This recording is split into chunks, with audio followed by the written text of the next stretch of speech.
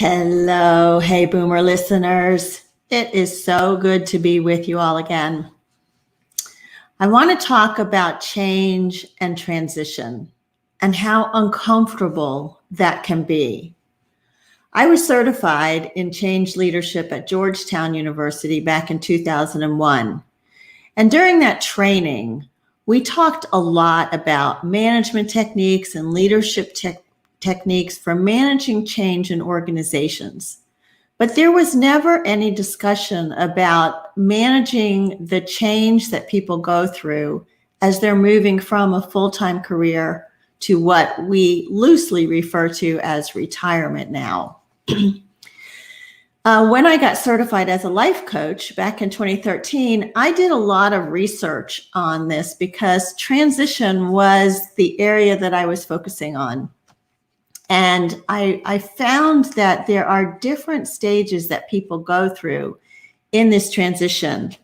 And some of the things that in my work I found that help people is first of all, to take some time to explore some of the things that we used to love doing that we kind of left behind because we had to focus on our work.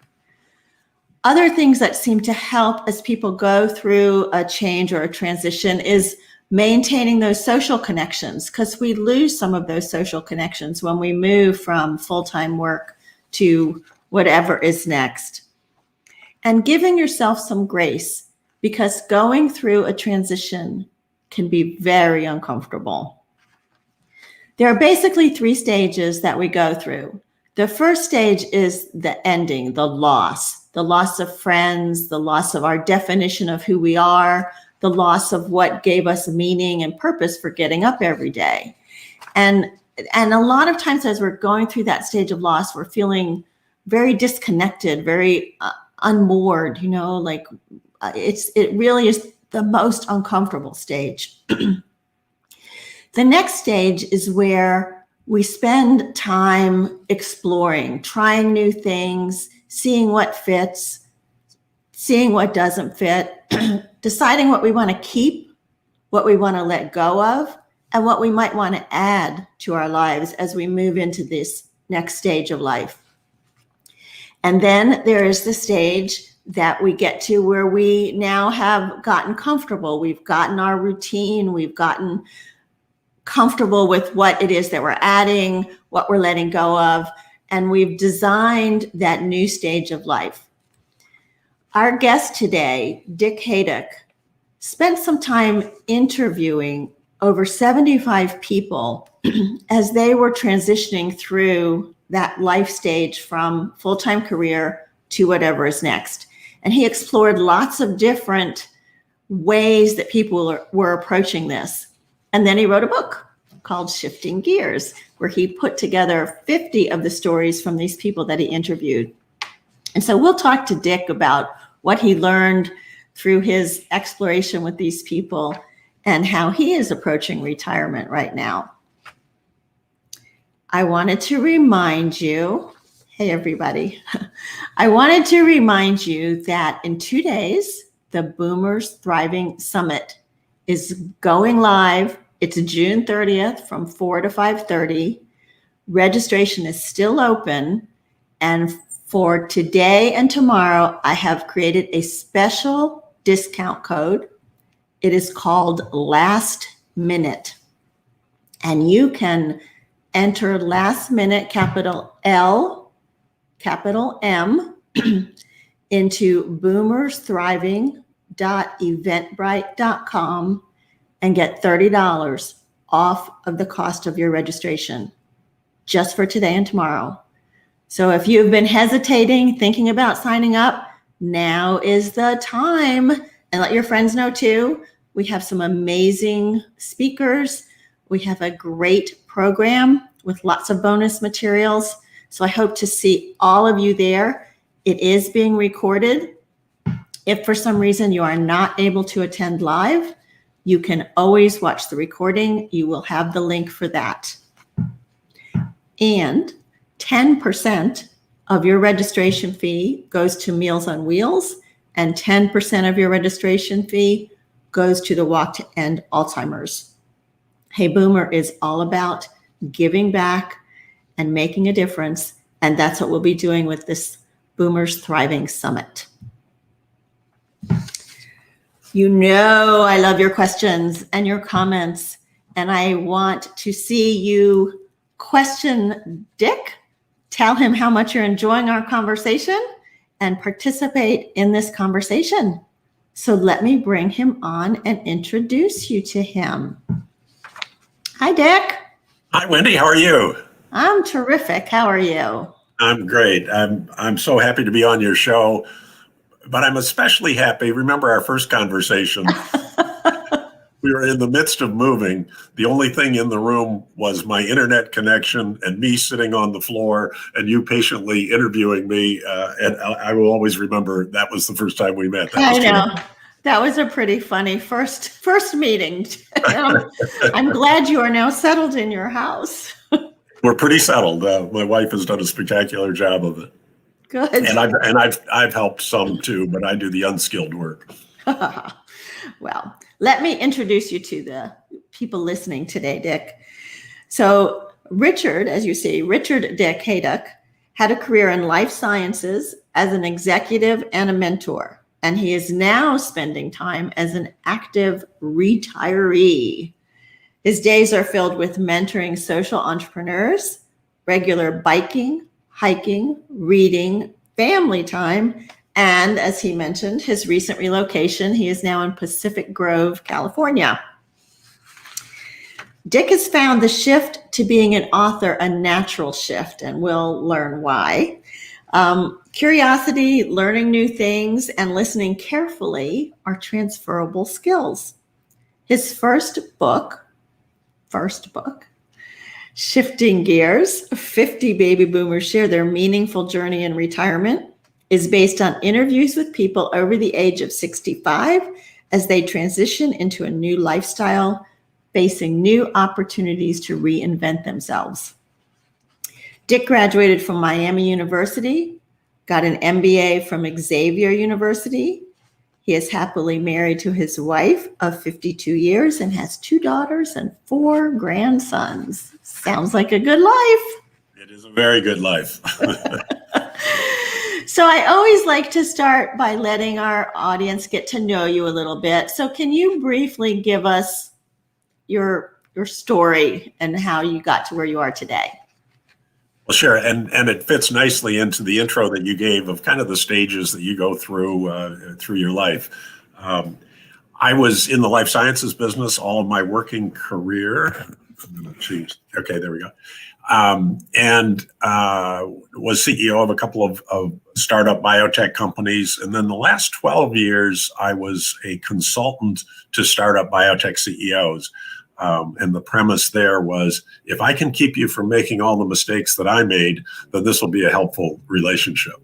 And I did that for about 12 years. And I had this plan of retiring and doing it gradually. And I was kind of learning by doing what would be the transition that would work best for me. And I decided what I would do is gradually stop working and gradually start retiring.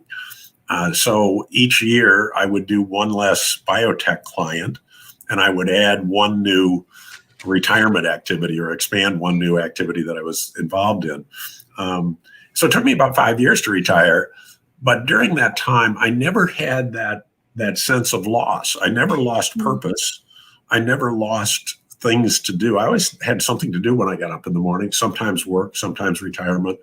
And as I interviewed others for the book, I found that those who were able to do it gradually had a better experience. That 1 year of loss disappeared if they were able to kind of put their toe in the water and gradually get used to it. When I was a kid, I wanted to be an author. At age 7, I had a little writing pad, and each day I would write another story. They were all fiction. They were mostly sci-fi and fantasy and, just weird stuff, and never longer than a page. So I, not fully developed stories, but just stories. So that was fun. I got a lot of encouragement from teachers and family and friends. But after about a year of that, I said, I think I'd rather go out and ride my bike, or I'd rather go out and goof around. Right. So I left the writing field for 65 years and then came back to it at age 72 and said, now maybe I'll try that again. Well, that's a pretty big a span of time there. Did you do, you did writing for work, right? I did writing for work, but I wrote nothing that was other than work. All right. So go ahead. I'd write letters and, the things that are normal activities of daily living, but nothing that was intended to be printed. So how did you get the idea initially that you were going to write a book about retirement and talk to people about it? Wendy, it kind of crept up on me. I was talking with a guy that I had known for years, and I don't even know how we got on the subject, but he said, Dick, did I ever tell you I was in the Senior Olympics? Oh. And I said, Dave, I've known you for years. You never mentioned that. And he says, well, I was kind of humble about it. I didn't want to feel like I was bragging. Anyway, so I probed the story. He went into it in some depth. And I said, Dave, that's a fascinating story. Other people would enjoy hearing that. And then I thought kind of nothing more of it. But over the next few weeks, that happened 2 more times. Huh. My antenna were up a little bit. I was kind of saying to people, tell me about something you're doing in this stage of your life. And I'd kind of draw them out. But I found people doing things that were interesting stories. And at one point, I made the conscious decision, these stories would be interesting and useful to people at this stage of life. And I've got the time to do it, and I've got the interest to do it. So go for it. Age 72 seems like a right time to start being an author, don't you think? Absolutely. Absolutely. And we said this was your first book, Dick. Is there another book that you're thinking about? The sequel would happen naturally because the stories were flowing like crazy to get the first 75. Once the word got out that I was looking, everybody was referring people to me and all that. But since the book has been published, there's been a whole flood of people saying, "Have I got a story for you?" I bet. So I've got plenty of stories. I don't know. I'm kind of on the fence. It's been fun, but I don't know if it'd be fun the second time. Part of the fun was just learning new things, and interacting with a lot of new people with different experiences and that sort of thing. So I don't know the answer to your question. Okay. All right. So what was the process like of, starting? Well, you'd never written a book besides your little short stories. I mean, what was the process like to start putting together a book? Well, it started with the interviews, which were just great fun. I started with people that I knew and then asked them for referrals. So most of the people in the book are people I had not met before. And having discussions in which they opened up, in which they were very candid about what they'd been through, was just a really meaningful experience for me. I just looked inside people's thinking and heard what motivated them, what challenged them, what they enjoyed, what was driving them crazy, and being open to them sometimes rambling on in a story and me just asking questions like, oh, really? Tell me more, instead of guiding it. And so they were very unguided interviews. And those are the most fun because people get more and more comfortable opening up and telling the depth of their story. But there's a downside to that. At the end of the interviews, I had 800 pages of transcripts. Oh, my. And I thought, I'm a first-time author, and there's a lot of good material here, but I think an 800-page book for a first-time author probably isn't going anywhere. And so then the next part, I'm rambling on here a little bit, but the next part of that process was to then edit down. And that was heartbreaking because these are people I had looked in the eye and they told me these fascinating stories. And I said, yeah, but that one's got to be cut, or that one's somewhat duplicative, or that one's just not as interesting as some of the others. Yeah. So the editing down was quite an experience. Yeah, I bet. Well, I wanted to talk about a couple of things. So you have a story in the prologue with a quote that says, "Lift up your head, the hard part is over." Will you share that story with our listeners?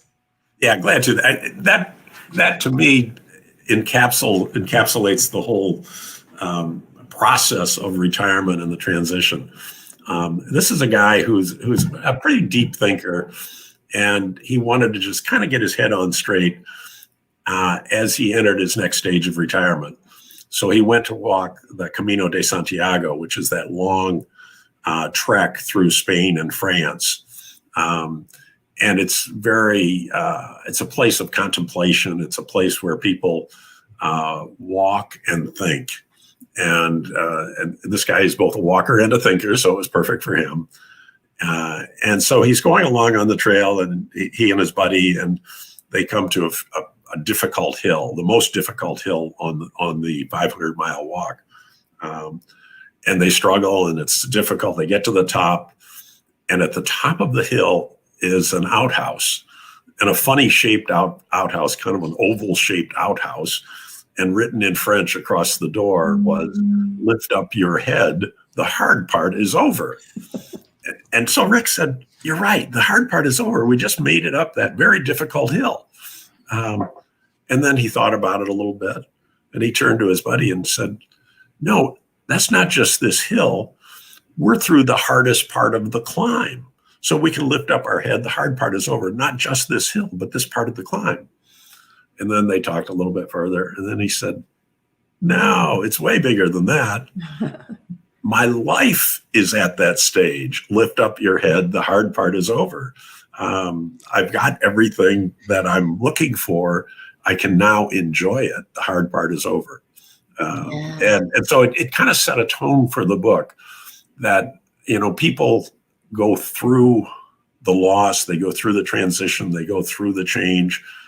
But at the end of it, they can lift up their head. The hard part is over.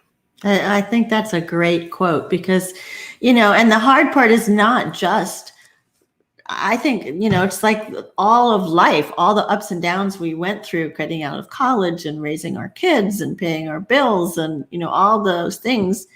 And hopefully now we have a little more calm and confidence and security to get us through this next phase. And Wendy, I never imagined when I went to write a book that it would be built around a quote on the door of an outhouse. I know. That is kind of funny. Yeah. But it's so true. It's so true. So what surprised you, Dick, about some of the different ways that you found these people going through retirement? Well, there were a couple of surprises. I think the breadth of things that people do, the kinds of things that you don't really connect with retirement, you think, oh, that's too hard or that's too challenging or whatever. So I think people's ability to adventure onward, I've been really proud to be part of the boomer generation because I think we really did some cool stuff. Mm-hmm. And we made a lot of social changes. Women's rights came forward, gay rights came forward, Vietnam War was protested. We were active, and we weren't always right, but we were always doing stuff. Mm-hmm. And so the question I kind of had was, when you get a larger group of people, are they going to say, well, we did all that stuff as boomers earlier. It's time to relax, sit on a rocking chair and let life go by? Or would they say, wait a minute, I'm not stopping now. I'm going to keep doing things. And within the book, there are both. There are some people who have just kind of said, I'm going to relax. I've enjoyed it. I've earned it. There are other people who said, I'm going to do something that I've always wanted to do that's very different from what I had done in my working career. Yeah. I saw that in the book, and it seemed to me that the people that seemed to be thriving the most, that seemed to be more engaged, were the ones that were still that never got to that point where they're saying, well, I'm 77, I'm too old, or I'm 89, I'm too old. They're still doing, they're still involved. Did you find that too? Yeah, but the involvement was not always something magnificent and noteworthy. Right. Two of my favorites. This one lady formed this group of people to play ukulele. They started in their 70s, and once a month they play ukulele, and it's joyful. And they sing and they play. They've learned 4 chords, and they think that's enough for their purposes. And they just have a ball. And that's not life-changing, except for them. It's life-changing for them because it gives them once a month something to look forward to that's joyful. And another guy said, I've always wanted to go fishing. I want to fish every day in my retirement. And I said, you can't possibly fish every day in retirement. He says, well, I don't make it every day. But he says, probably 5 days a week. And he lives out in Montana, and he's got 4 great rivers near him. And so both of them have the freedom to do those sorts of things, in contrast to others who have some social purpose or some athletic purpose or some accomplishment-driven objective that is monumental and that is just really, really hard to achieve. Yeah. And I think that's an important distinction to make, because if it's like even the guy fishing, he's probably learning new techniques, learning how to spot the fish, learning every day, even as he's relaxing and fishing. Wendy, he tried to convince me, and actually got most of the way there, that fishing is an intellectual exercise. And I said, fishing, intellectual? That doesn't fit. And he said, no, you don't understand. He said, you're out there in the river, and there's so much going on. How do you tie the fly? How is the water moving? What do you see as the fish coming to the surface? All of these different variables. And he said, and you concentrate, and at the end of the day, you feel like you've just really had an intellectual workout. And his story, he says, I was in the river, I was doing all this, I was concentrating like crazy. I didn't notice the bear coming to the shore next to where I was fishing. He says, I was that intense. He says, I didn't even notice. And then when I did, of course, I panicked. But for him, that's an intellectual experience. And I've known people like that's what it's about. It's watching the water, watching the flies, and it's learning. I think that's a big thing where as long as we're always learning. Yeah. So a contrast to that is a lady named Donna who had 4 surgeries in 3 years, 2 hip replacements, 2 knee replacements. And then she said, I can get myself in shape again. I've been on a cane for 3 years. I'm going to get myself in shape, and I'm going to do something really difficult. And she recruited her boyfriend to kind of think that through with her. And they decided to climb Mount Kilimanjaro together. Yeah, that's pretty difficult. Yeah. And I'm pretty sure that of the people who read my book, not many of them are going to climb Kilimanjaro, but they can all look at this lady and say, Donna put it all together. She started working out. She decided to climb a 19,000-foot mountain, a 6-day climb in Africa. I mean, you can't aim any higher than that. I know. And her story was inspiring to those of us who say, well, I kind of ought to do some exercise today. Well, wait, Donna climbed Kilimanjaro. I can at least go out for a bike ride or go for a run. I read that story and I was like, oh my gosh, after all that surgery, just a walk in the woods and my back might hurt. But I was like, oh my gosh, it's amazing. And as you expect, her girlfriends all said, Donna, you're crazy. You can't be doing this. And she said, you don't understand. I'm going to do this. This is the next thing I'm going to do in my life. And she and her boyfriend went off on that adventure. And she didn't quite make it all the way to the top, though, right? Oh, you gave away the ending. No, that's okay. That's okay. She didn't quite make it, but she made it at an emotional level. She set out to do something. She gave it her best shot, and she came close. She made it to the final ascent where she couldn't couldn't do that. It was super inspiring story. Yeah, super inspiring. Well, share some other inspiring stories with us. Well, I think there's some social purpose stories that are really inspiring. Bruce and Jill have been retired for a few years now, and they teach anger management at a maximum security prison. So these are the roughest, toughest criminals. Many of them are murderers, rapists, people who are in some for life in a maximum security prison. And their objective was to get people to deal with anger management with people who couldn't deal with anger management. They use Buddhist meditation principles to teach this. And I thought that was really a noble thing to do. It sounded difficult. But when they talked about their motivation, I was stunned by it. They said, not many people want to do a volunteer job where you get rejection 9 days out of 10. And sometimes that rejection is people saying, I'm not buying that. I'm not doing that. Get out of my life. You're just bothering me. And their response consistently and calmly is, I'll be back next week and we'll talk again. Wow. And they walk out of there and they say, you got to be ready for 9 out of 10 days being bad days. But we want to do that because within that, the 1 day in 10 that's good is great. And you're changing a life and you're changing someone who was in the very toughest of circumstances, and you're giving them a chance to come back.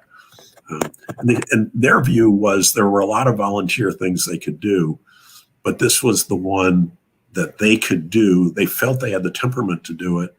They had the skills in Buddhist meditation skills that they thought would be useful. And they both had this feeling that this was something that started to settle the score. They'd had a good life. They'd had a lot of nice things happen to them. A good family situation, good work situation. They retired comfortably, and they said, "This is our chance to kind of settle that score a little bit." And his wife is a tiny little thing. She's very short and very thin, very fit. And she goes in. They go in as a couple, but then once they're inside the jail, they may split up, and she goes one place and he goes another. And I said, aren't you terrified when you're in the jail by yourself? Are you accompanied by someone? She says, no, I just go in. She says, no, I'm not terrified. None of the volunteers in this maximum security prison have ever had a problem. She said, sometimes I feel a little funny and I look up and I see if there's a guard looking down on us. Yeah. And there's supposed to be, but there isn't always. Wow. And she said, but I've never been frightened. And she says, because I feel like what I'm doing gives me a certain protection. Yeah. So that to me it was one of the most giving stories in the book. It was just the fact that most days were not good days. And most of us don't hang in there with that. Yeah, I can hear how moved you were by that. Yeah. So just as an aside note to the listeners, if any of you want to share some of what your transitions have been like, what you're doing now, we'd love to see that. And as we're looking for that, Dick, I'm curious about some of the most challenging things that people have faced that you spoke with as they were going from full-time career to whatever is next. Yeah, I think the career part is one set of challenges. And some of the people that I talked to, when I'd ask them to describe themselves, they would say, I used to be a doctor. I used to be an accountant. And I'd always kind of have to say, oh, what are you now? Yeah. And then they'd say, well, I used to be an accountant. And I think those are people that are in the middle of that transition. A lot of the people that I interviewed had made the transition to the point where they had found something that connected to their identity. and connected to their sense of purpose and connected to their motivations and their joy. And some of that was with, some volunteer activities or a new hobby or a new leisure time kind of thing. Others had different challenges that they faced that were not career related. There's two people in the book who had late life divorces. And one of those stories, again, this was inspiring to me. This guy was a gay guy. His partner of 18 years, they came to a point where it just wasn't working anymore, and they split up. And at about that same time, he began losing his vision. He had macular degeneration. So now he's lost his long relationship. He's losing his vision. He's losing his self-esteem and sense of self-worth. He's made the transition to being comfortable as a gay person, but once his partner and he split up, he was challenged by that as well. And he went through a process of kind of thinking through, where am I? I'm in my 70s. I've lost my partner and I'm losing my vision. What do I do now? And he discovered something. He discovered kind of a spiritual solution of something I'd never heard of. It was called Trillium. And Trillium is a way of looking at life where you say, I have 1 foot in immortality and 1 foot in mortality. And it allows you, when he described it, he said, it brought me back. It brought me back to being able to deal with this adversity and come out the other side. And when I was talking to him, it was a couple of years after this had all occurred. And he said, I am now happier than I've ever been at any time in my life. Wow. He's found new activities. He's found new partners. He's found a way to cope with his blindness. He took an international trip to Thailand on his own with nobody accompanying him. And he says, I knew I could do it if I just tried. Yeah. And so this guy went through just a really tough time and came out of it just remarkably. Yeah, that does sound like that was not easy. But what I'm hearing as kind of a through line, the woman that climbed Mount Kilimanjaro and this guy's story of going through blindness and losing is this, I can do it. This belief that once I get through this, I'm going to be okay. I can do this. Yeah, I think the word freedom comes up a lot. Sometimes people say it, sometimes I infer it. But this is a time when you have the freedom of choices.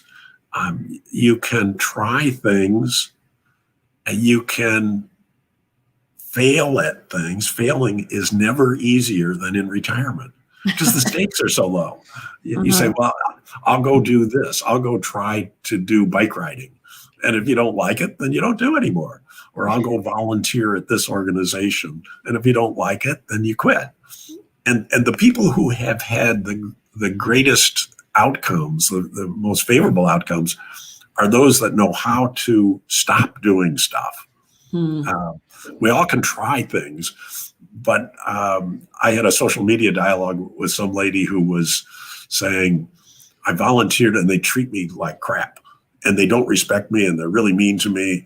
And I said, there's 100 other volunteer opportunities where you will be liked, you will be respected, you will be joyful. Volunteering is supposed to be joyful, but she was having a hard time letting go because when we worked, quitting was not a good thing. You quit as a last choice. In retirement, it can be a first choice. It can be a first choice. One of the guys that I interviewed said, I want to do volunteering. And I said, oh, that's great.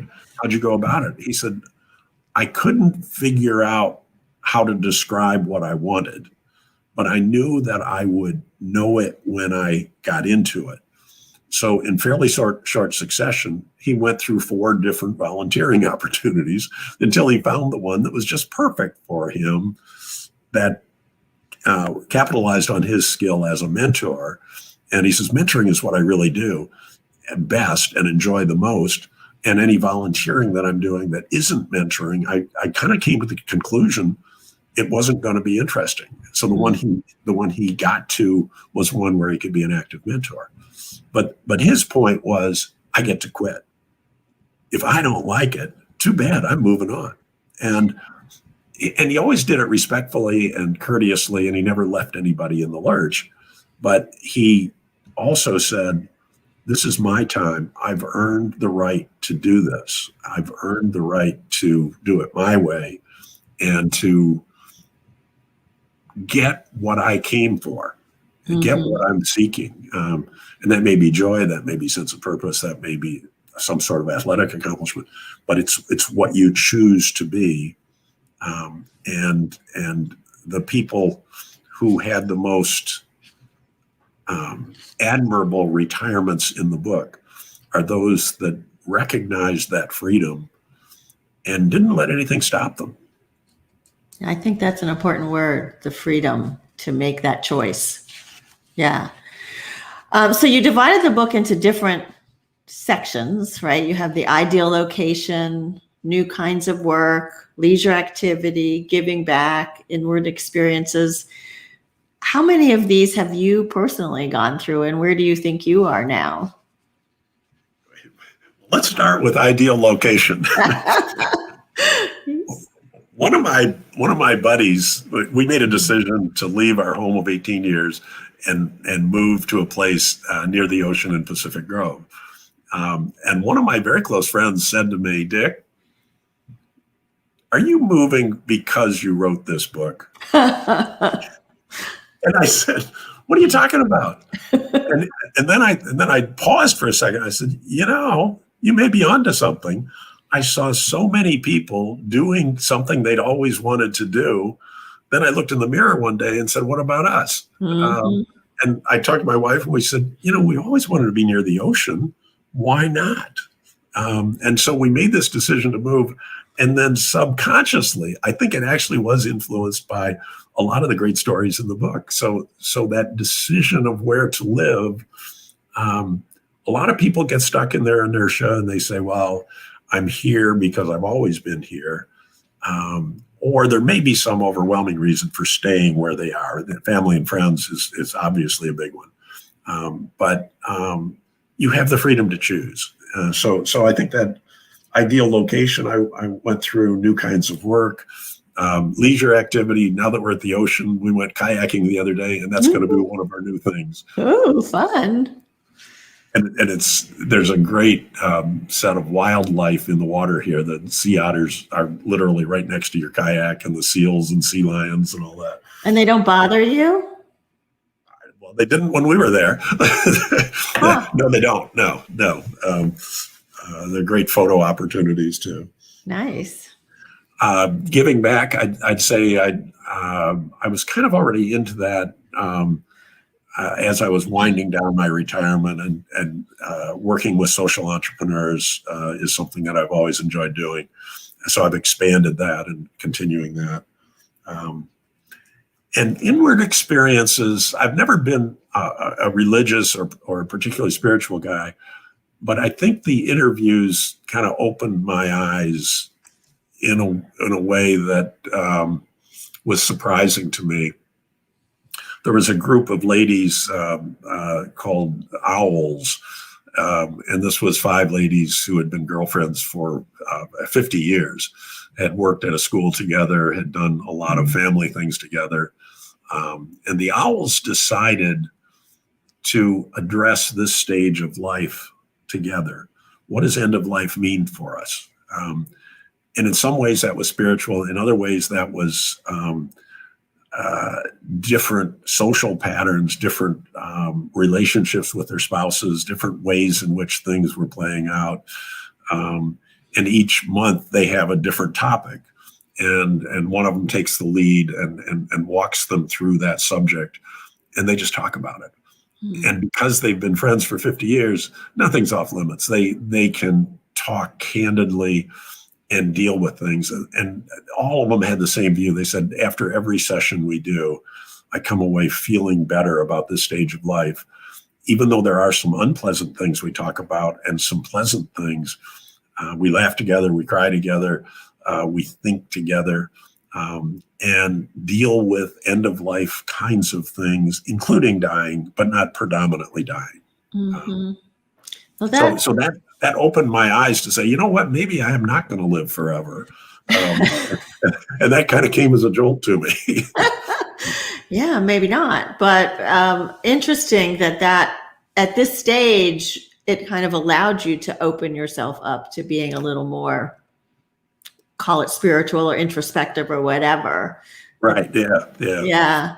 And you know what, I've noticed that as we get older, that we do start to explore life in different ways. Things aren't as black and white or aren't as, big, gigantic problems. That everything seems to take on a different perspective in my experience as we've aged.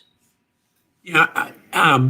One of the things that one of the interviews taught me is a concept that I've actually made up some words about, and I call it relaxed intensity. I like that. And you can't have those two words next to each other. They're the opposite of each other. But this guy had been involved with building a cancer house for their community. He'd been diagnosed with cancer and then wanted to give back. And they said, how would you like to help us build this cancer house, which is a place where patients can stay between treatments or their family can stay while they're being treated. So he organized this group of volunteers, and this guy had had a successful business career and knew how to manage things and all that. But he said, this time was different. I could do it in a relaxed way. I could laugh about things. We could have some fun along the way. We had more camaraderie and less bureaucracy and less kind of the boss is breathing down my neck kind of stuff. So he led this effort.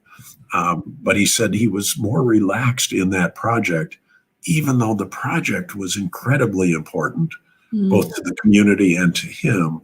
He said that intensity he embraced, but the relaxation part of it was something he could only do on a project like this while he was retired, because his mind shifted to these strange words of relaxed intensity. Yeah, that is really interesting. I like that. So I wanted to give people the opportunity to get in touch with you to find out about the book and if they have any questions about it. So let me share your website, which is richardhaiduck.com. And if you want to email Dick, you can email him at dhaiduck@gmail.com. And Dick, I always like to ask our guests, because Hey Boomer is about inspiring and motivating people over 55 to continue to be engaged in life and to find their passion or their cause. So what are one or two takeaways that you have learned through this process that you would like to share with us? Yeah, I think that if you embrace that idea of freedom that we've talked about, it opens all the doors, and doing something that you've always wanted to do, but never had the time or the energy or whatever. I think that's an important part. I think the other part is trial and error is okay. I think that it's not only okay, it's the way to do this for a lot of the people. Some people know immediately what they want to do, and they don't have to do trial and error, and that's great. But for others, they have to explore, they have to be willing to fail, that sort of thing. One other thing we didn't talk about, and it's quite a transition for several of the people in the book, and that's this idea of multitasking. Mm-hmm. When you're working, you get up in the morning and you go to work, and that's what you do 5 or more days a week. Retirement isn't like that. You get up and one morning you might go kayaking, and the next day you might be volunteering, and the next day you might be climbing a mountain or whatever. But the routine, one of the ladies that I interviewed up in Portland had this incredible range of 3 major activities. And she said, but it doesn't feel right. And I said, no, it sounds like an ideal retirement. You got these 3 great things. You love all 3 of them. She says, yeah, but which one is the lead one? And I said, why does one have to be a lead? You can multitask. You can do 3 things that you enjoy and that you feel good about. And she says, well, it doesn't feel like that yet. And I said, well, give it some time and see if it starts to feel better. That's right. And she knew why it was the case. She said, when I went to work, it was every morning, and that became who I was, what I was doing, what my purpose was. Now I've got these 3, and they're very different things. Yeah, so but you're right. That was good advice to tell her to give it some time. Andy just said she ordered a copy of your book for a friend who's doing the slow retirement thing. She thinks that your stories will inspire her. Okay. I think so too, Angie. So thanks for all that you shared with us today, Dick, and for the book and the joy and the great stories. I also want to thank our 2 co-sponsors for the Boomers Thriving Summit, the Meals on Wheels and the Walk to End Alzheimer's, each of which will get 10% of the full registrations that come in. And if you do want to register for the summit, like I said, I have this special going on now for today and tomorrow. You enter the code last minute. Oh, sorry, not the little quote at the end, just last minute with a capital L and capital M into boomersthriving.eventbrite.com, and you can register for the summit there. And tell your friends about the show. Tell your friends to watch us, listen to us on podcast. Remember that I'm taking July off. So we are going to come back bigger and stronger in August. Lots of new guests, new ideas. I'm excited about what's coming next. And what else did I want to tell you? I think that's all. I always like to end my show with a quote from C.S. Lewis, where he says, "You are never too old to set another goal or dream a new dream."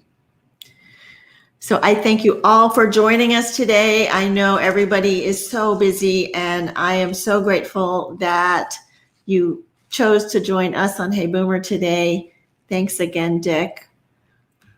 Wendy, thank you for both the interview today, but also all you're doing for Boomers. I think that's very, very inspiring for myself and many others, and you do it so well. Thank you so much for this. Thank you. I appreciate it. My name is Wendy Green, and this has been Hey Boomer. See you in August.